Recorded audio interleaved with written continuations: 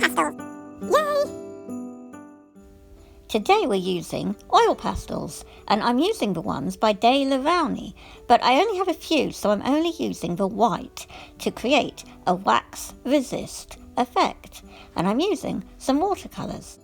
I also use some coffee for the grass at the bottom.